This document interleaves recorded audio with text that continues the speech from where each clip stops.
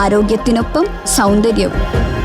സമഗ്രമായ ആരോഗ്യത്തിന്റെയും സൗന്ദര്യത്തിന്റെയും പുതിയ തുടക്കത്തിനായി മട്ടാഞ്ചേരിയിൽ സ്ഥിതി ചെയ്യുന്ന ആയുർസ്പർശ് ആയുർവേദ ഹോസ്പിറ്റൽ നിങ്ങളേവരെയും സ്വാഗതം ചെയ്യുന്നു.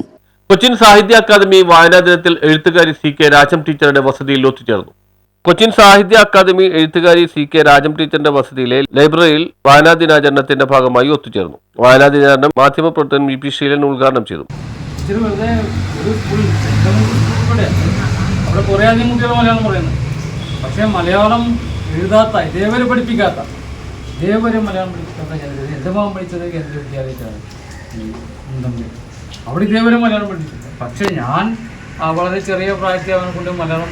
Academy president P S Vipin Palluruthy അധ്യക്ഷത വഹിച്ചു. C K Rajam teacher school കുട്ടികൾക്ക് വിവിധ പുസ്തകങ്ങൾ നൽകി അനുമോദിച്ചു. വായനാ ദിനത്തിൽ K R Premkumar, advocate Padmakumari, Jayalakshmi Ramesh, Ruma Vipin, Sheeja Padippurakkal, Vijeesh എന്നിവർ പ്രസംഗിച്ചു. റീത്ത സ്വാഗതവും രേവതി നന്ദിയും രേഖപ്പെടുത്തി. News bureau, Palluruthy.